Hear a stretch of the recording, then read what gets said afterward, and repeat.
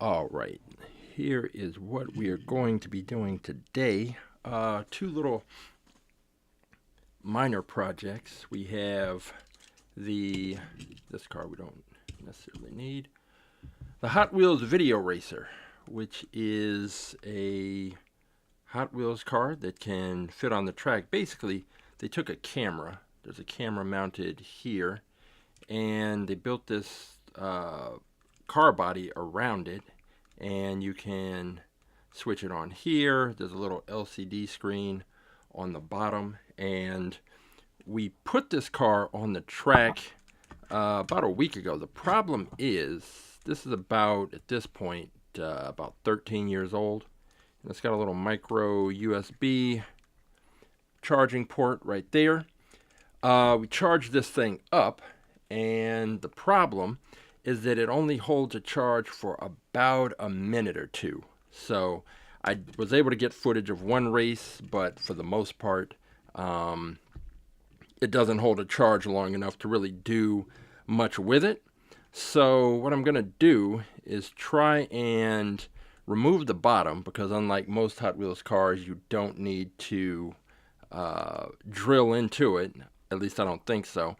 It's got 4 little screws here, but they've got the little triangular inserts, so I think I should be able to use little, I guess, torque screws and get in there and open those up. So what I want to do is open this thing up and find out whether or not we can actually replace the battery. Find the battery, see what type it is.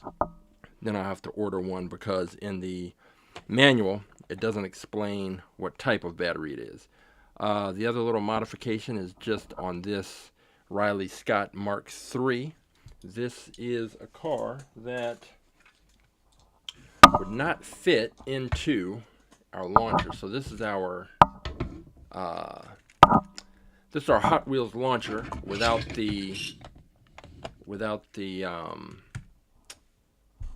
extra parts, without the actual launching blocks that push the car out. The launching blocks essentially look like this, and they sit here. They're attached to a sled, and there is a lever that is attached here at the back.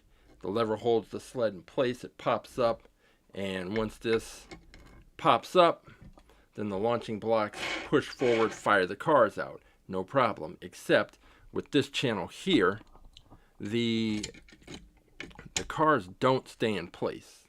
Well, this car doesn't, because it's got those little areas right there that come up around the side of the car. This big splitter in the front comes up around the side and ultimately kind of wedges this car in there, so it can't fire out of the launching block. It can't even go in there. So what I'm going to do, simple thing, I don't typically modify the cars, but I'm going to just clip these edges off, and then we can put this car on the track, because otherwise it should do pretty well on the track, but if we can't get it in the launcher, we'll never know. So those are the two things. We're going to get that taken care of, and I suppose since that'll be the easier of the two fixes, and then we'll take this video racer apart. So let's go ahead and let me try it here. Should just clip off pretty easily, or not. Is this even breaking through? So it did clip through somewhat, and let me see if I can get it off this way. I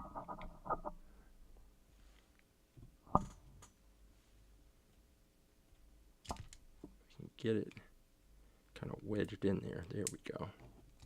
There we go. Just popped it right off. It doesn't look like we scratched the paint, at least not too much. And let's go ahead and see if it fits in here now. So now it actually fits, and I don't need to remove the other side.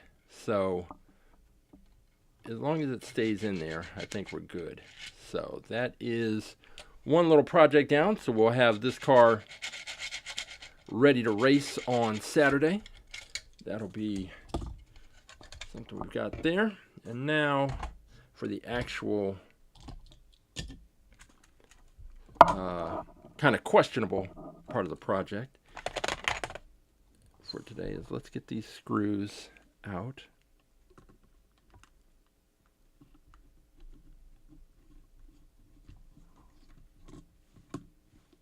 Alright. Came out pretty easily. I just don't know if, oh, see, spoke too soon. That one's not turning. Let's make sure this is tightened up.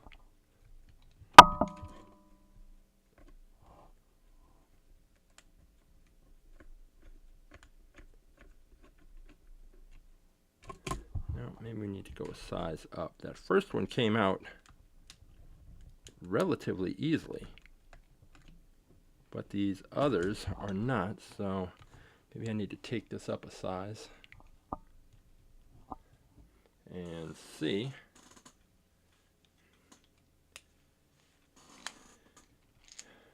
if we can get this out. Let's go up to the next. Let's go up to the next one here. Let me just make sure this fits, because that first one came out very easily. This one seems like it's a little too big. And this one seems like it's just right. Well, might have to just force it in there and see whether or not this actually takes hold.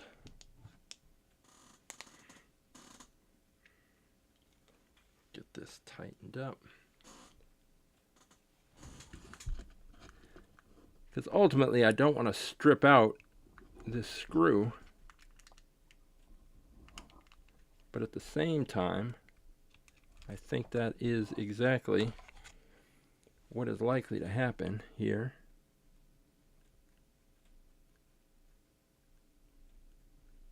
Yeah. So I guess that first one coming out, that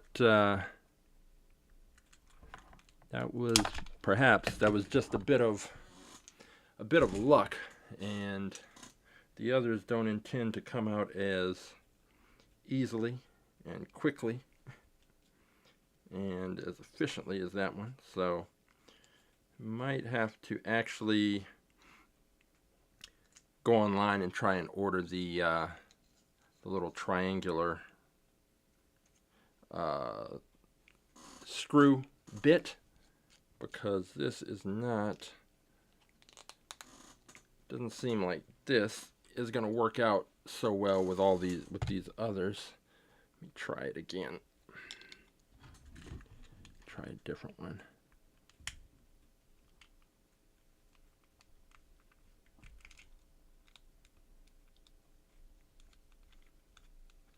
Yeah, it's not even.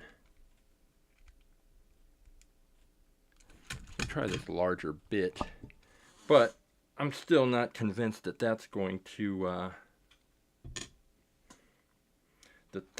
work much better. I think I really am gonna have to go and find that little triangular bit and see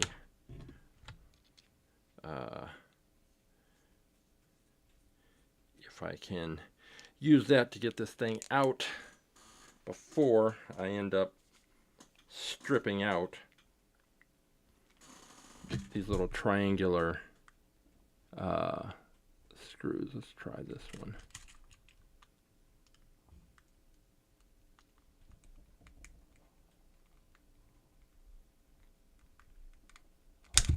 No, that is not seeming like it's going to work. So I may not have any other choice but to go online and try and find the proper screws screwdriver and bits to open this thing up before it does any kind of damage to really get these screws. I just don't want to strip them, and that looks like what is likely to happen if I continue with this. Let me see if any of these other, I don't see that any of these other bits are necessarily going to work. I'm surprised how easily the first one just kind of popped right out, and I think gave me a false sense of hope that they would all be that easy. Turns out they were not, and are not. That's not going to work. And if I start to go smaller than that,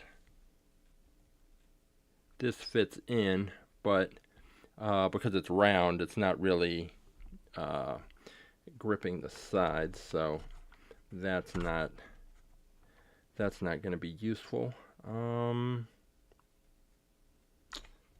Definitely don't think I can use any of the flatheads. I think that's going to be more of a problem. That is not going to work. Let's see about this one. Nope, too small. Yeah, I think the best one seems to be this first one we tried. This is the one that took this pin out, and it will turn that screw, but the problem is with the other ones it's not turning, and I just don't want to strip these before I have a chance to try out the triangular bit. Hey, Roughshod, just popping on here, just trying to see if I can open up this video eraser, since the battery only holds a charge for about a minute. I was thinking I could open it up and see what kind of battery's in there, and then maybe just swap it out. But these little screws they have in here have this little triangular opening, and I don't have any triangular bits. But this one, I got this little watch repair type kit with these little torque screws, and these bits, one came out very easily. The other one feels like I'm about to strip those screws. So I think I'm gonna just have to go on Amazon or somewhere and order the correct bit and then try it, because I do want to get this thing. That first one came out and gave me a real false sense of confidence that the rest of them were going to be that easy, and they absolutely are not. Although this one's a little tighter in there. But the good news is that I was able to cut off part of that splitter on this car right there without really messing up the paint job, and this will be able to race on Saturday, so I'll finally get to see whether or not that car is going to be able to keep up with some of the others and what we've got going on there. Yeah, they're just trying not trying to let me in, but I gotta open it up because that camera, it only stays charged for about a minute, and I can barely get. It takes at least that long just to charge it up. So, oh wait, might have gotten screw number 2 out. I feel it turning a little bit. Something's turning. Either I have turned it or I have stripped it, and it may be It may, it's turning a little. Just a little. Come on out of there.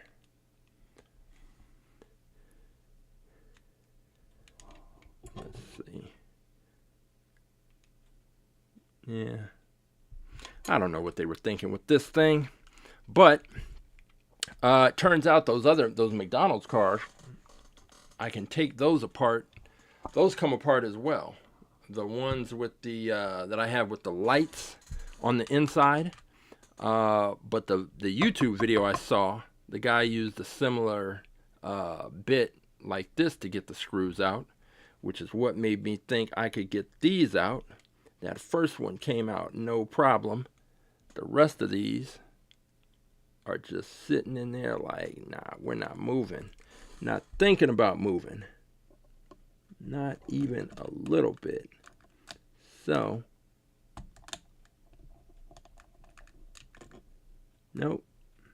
Just not moving. I guess I'm going to have to go online. Who knows how much, if it's even worth it. But I'm going to try and find the right bit and come back and open these up. Because right now, it is looking like